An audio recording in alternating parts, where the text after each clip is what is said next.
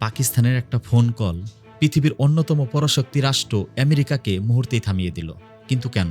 America বলল, আজ রাতের মধ্যেই সিদ্ধান্ত নাও, নইলে পুরো সভ্যতা মুছে যাবে। ইরানও বলল, আমরা ভয় পাই না। তারপর সেই অবিশ্বাস্য ঘটনা। ২৯ দিন ধরে চলা যুদ্ধে তেলের দাম ব্যারেলে $১২৯ পৌঁছেছে। হরমুজ প্রণালী বন্ধ, আমেরিকার অর্থনীতি কাঁপছে। ঠিক সেই সময় হাহাকার চোখে ট্রাম্প করা হুমকি দিল।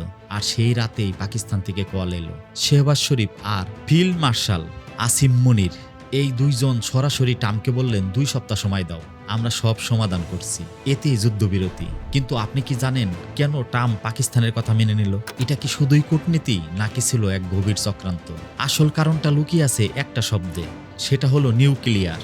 মুসলিম বিশ্বের একমাত্র পারমাণবিক শক্তিধর দেশ পাকিস্তান। ইরানও কিন্তু পারমাণবিক শক্তি থেকে মাত্র এক ধাপ দূরে। এবার ভাবুন, যদি পাকিস্তান ইরানের পাশে দাঁড়ায়, তাহলে আমেরিকার হিসাবটা সম্পূর্ণ বদলে যায়। আর এটাই বুঝতে পেরেছিল ডোনাল্ড ট্রাম্প। কিন্তু এখানেই আছে আরো একটা টুইস্ট। পর্দার আড়ালেই ছিল চীন আর রাশিয়া। তারা জানতো আমেরিকা জিতলে মধ্যপ্রাচ্যে চীনের কোটি কোটি ডলারের বিনিয়োগ ধোলাই মিশবে। তাই পাকিস্তানকে দিয়ে তারা এমন একটা চাল দিল যেখানে ইরান টিকে রইল আর আমেরিকাও পিছু হটতে বাধ্য হলো।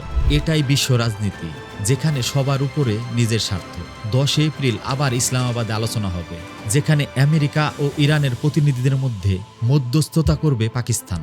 পাকিস্তানের এই পদক্ষেপ কি মুসলিম বিশ্বের ভাগ্য বদলে দিবে, নাকি এটা বড় ঝড়ের আগে নিস্তব্ধতা মাত্র? ভালো থাকবেন।